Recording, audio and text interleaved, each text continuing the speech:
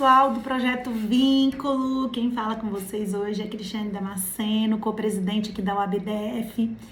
Eu tô vindo aqui porque vocês queriam muito pedir trazer o presidente Délio aqui para poder trazer alguns esclarecimentos, mas quando você o vê, você está me vendo, e quando você me vê, vocês estão também vendo o presidente. Porque aqui nós temos uma paridade real, então tanto na administração da OAB quanto na política da OAB, isso é feito tanto por mim quanto por ele. Então, quando eu tô falando, podem ver a pessoa dele também em mim. Vamos lá, então, sanar as dúvidas das coisas que vocês trouxeram, porque tem muita coisa que realmente a gente não sabe sobre a nossa OAB. A primeira coisa que vocês perguntaram pra gente foi pra perguntar o que é a OAB. A OAB, ela é uma autarquia sui generis, é um conselho de classe que foi criado por uma lei, pela Lei 8.904 de 96. Essa lei traz a obrigatoriedade de nós, como advogados e advogadas, passarmos no exame de ordem. A partir daí, nós vamos ser cadastrados nessa instituição, estando apto para advogar. Então, a aptidão, vamos dizer assim, para a advocacia vem com a aprovação no exame de ordem e depois que a gente passa por uma solenidade, onde a gente vai prestar ali um compromisso, dizer que nós vamos respeitar o Estado Democrático de Direito, os direitos humanos, as instituições. Então, a partir daí, daquele momento, você se torna advogado ou advogada. Eis aí a importância da OAB. Só que aí vocês vieram e trouxeram uma outra questão super importante, que é a missão da OAB. A nossa missão, ela é uma missão de defender os preceitos constitucionais em primeira mão, depois os direitos humanos, o Estado Democrático de Direito, o aperfeiçoamento das instituições jurídicas e culturais. Essa é a nossa principal missão.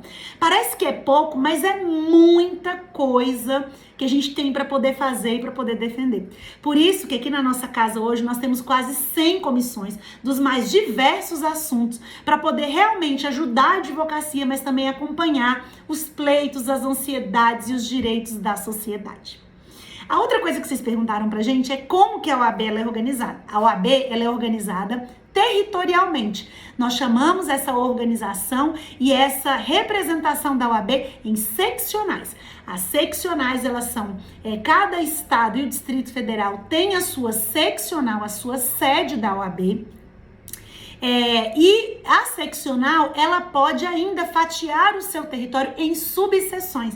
Aí a seccional resolve como que ela vai separar as subseções, tá? Se as subseções, elas, por exemplo, vão agregar 2 ou 3 municípios, essa organização territorial das subseções é feita também pela seccional. Nós temos um Conselho Federal, que aí realmente ele tem os seus tentáculos em âmbito nacional, mas isso aí não colide de nenhuma forma com as obrigações, com as atribuições dos conselhos seccionais, tá?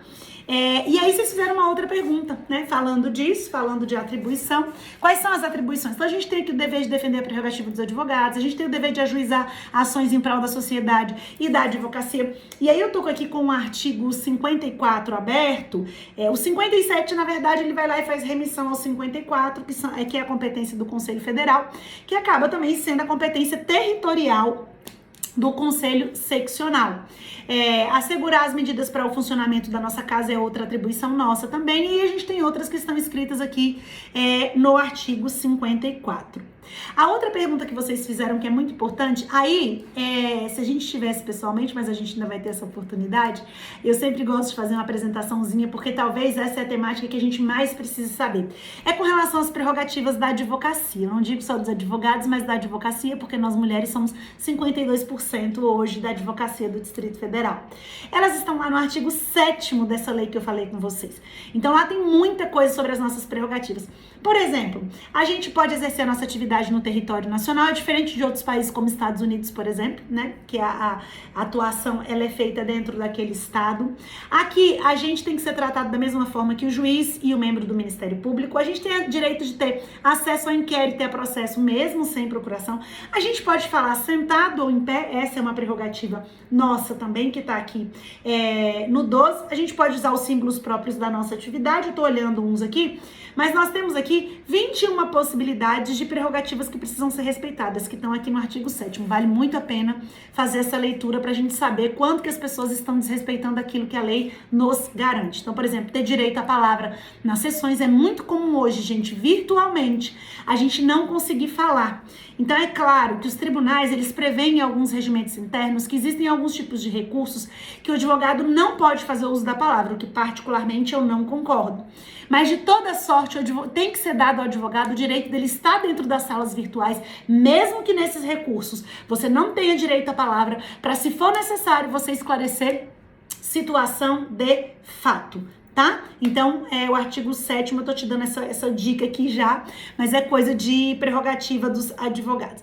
É muito importante a gente defender as prerrogativas, porque é a nossa atividade profissional, mas existe um direito de um terceiro que está sendo defendido.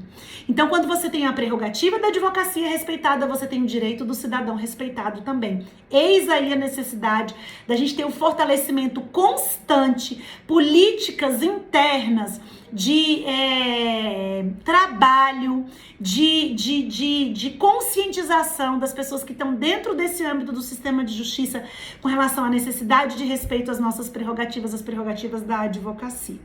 A outra coisa que vocês perguntaram pra gente foi sobre o Tribunal de Ética. Assim como o advogado, ele tem direito, a gente não pode esquecer, isso as pessoas esquecem com muita facilidade, que nós também temos deveres. Então, a gente tem o dever de ser probo, a gente tem o dever de prestar conta pro cliente. É muito comum a gente pegar colegas que não prestaram conta de recursos dos clientes que receberam. Muitas vezes, são até condenados por locupletamento, que é você acabar ficando com aquele recurso que é do cliente. Então, a partir do artigo 30, 31, aqui da lei 8.904 também, a gente tem a previsão das situações, dos deveres dos advogados e as penalidades para quando ele não respeita esse dever ético dele. Então, o Tribunal de Ética, ele foi criado para poder julgar exclusivamente membros da advocacia quando desrespeitarem os deveres previstos na lei.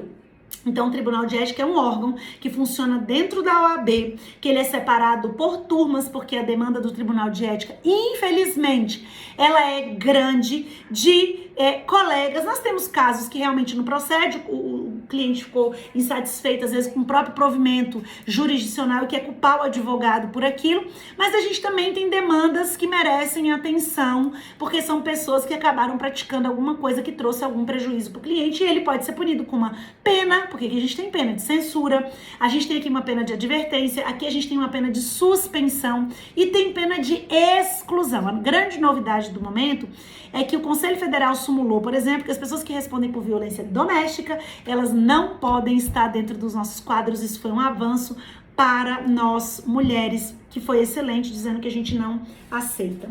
Quando vocês perguntam como se dá o processamento e o julgamento, primeiro a gente passa aquele requerimento que a pessoa faz, reclamando e trazendo os elementos necessários, porque não basta só você reclamar, você precisa trazer alguma justa causa, porque eu sou penalista, eu vou falar assim, você precisa trazer algum elemento, alguma prova de que a pessoa possivelmente praticou aquele ato. Então você passa primeiro por uma comissão de admissibilidade, depois que o requerimento ele foi admitido, ele é encaminhado para o Tribunal de Ética, você faz a distribuição para um relator, e esse relator vai estudar a situação que foi trazida, já foi admitida por essa comissão. A partir daí, então, ele vai lá e faz um voto, funciona como num tribunal, submete a seus pares pela absolvição ou pela condenação. Só que antes disso, você vai abrir a palavra para a pessoa poder se defender, né? Para ela poder apresentar as razões dela, ela tem que ser intimada e citada corretamente. Então a gente passa a pessoa quase por um processo criminal, vamos dizer assim, algo semelhante a isso, para ela poder ter todo o direito à ampla defesa e ao contraditório. Aí depois que isso é feito, aí o relator vai lá, pauta o processo com a impressão dele com relação àquilo que foi trazido pelo colega e submete à turma que ele está alocado, tá? Então, é importante a gente saber que é o tipo de lugar que a gente tem que passar muito, mas muito longe mesmo, porque a gente demora uma vida para fazer o nome, mas a gente pode demorar 5 minutos para colocar a nossa carreira abaixo. A outra coisa que vocês perguntaram é sobre um caso desafiador, e eu acho que eu posso citar, gente, esse caso que a gente está vivendo agora. Esse caso da Covid-19. E isso para nós tem sido assim algo desafiador. Desafiador porque são muitas frentes de atuação. É a área de saúde, é a área do transporte público, é a área profissional das pessoas, é a ambientação da advocacia, esse novo meio virtual, a aceleração dos processos virtuais que vinham sendo feitos com cronograma e tiveram que ser acelerados depois dessa pandemia. Então esse momento tem sido para nós um momento desafiador. Eu não gosto de usar a palavra difícil, não. Você sabe por quê? Porque todo momento desafiador, ele nos traz algo que é importante. Então, para nós da OAB-DF, nós tivemos aqui uma aceleração dos processos virtuais da casa também, né? Dos requerimentos, que era um desejo meu e do presidente Délio, que os requerimentos fossem feitos via internet para que os membros da advocacia não precisassem se deslocar de suas casas para poder protocolizar alguma coisa. Então, existe algo que foi positivo, que foi advindo desse momento desafiador que nós estamos vivendo. Mas esse tem sido, eu nem vou falar que foi, né? Esse tem sido um momento desafiador para todos nós. Mas graças a Deus que também tem sido um momento de aprendizado e da gente tirar da nossa caixinha ali soluções para coisas que nós não imaginaríamos. É claro que é motivo de tristeza a gente perder tantas pessoas e tantas pessoas amadas, queridas, né, ao nosso redor. Então esse tem sido o momento mais desafiador. Bem, gente, eu queria estar com vocês pessoalmente, mas eu deixo aqui a disponibilidade total da OAB. Para mim é sempre um prazer estar com o alunado, tá? Eu nasci, cresci, me desenvolvi como profissional dentro da sala de aula, então eu devo muita coisa aos alunos. Eu sou uma outra pessoa depois que eu passei pela sala de aula. Eu recomendo todo mundo passar por essa experiência, porque eu era uma Cristiane, eu me tornei outra Cristiane depois que eu passei na sala de aula, porque a gente passa por um processo de sensibilização, um processo de aprendizado, de conhecimento, que é indizível. Até ontem eu estava dando uma aula de prática e eu terminei a aula, até postei um negócio no Instagram sobre isso, né? Dizendo da minha felicidade de estar dentro da sala de aula. Que aquele era o momento que eu entrava no meu jardim do Éden. E eu acho que a docência faz muito isso pela gente. Por isso que é um prazer enorme sempre estar com vocês aqui. E eu coloco a instituição à disposição. Se vocês quiserem fazer um bate-papo depois pelo Zoom ou pelo Google Meet, outra plataforma que para vocês seja legal, é só me convidar, que eu sempre vou estar à disposição de vocês para poder esclarecer, para a gente poder debater mais sobre as atribuições da OAB, sobre o protagonismo da OAB, o protagonismo feminino da mulher dentro da OAB. Então tem várias pautas das quais nós podemos falar. Mas eu termino a minha fala por aqui. Um beijo no coração de vocês.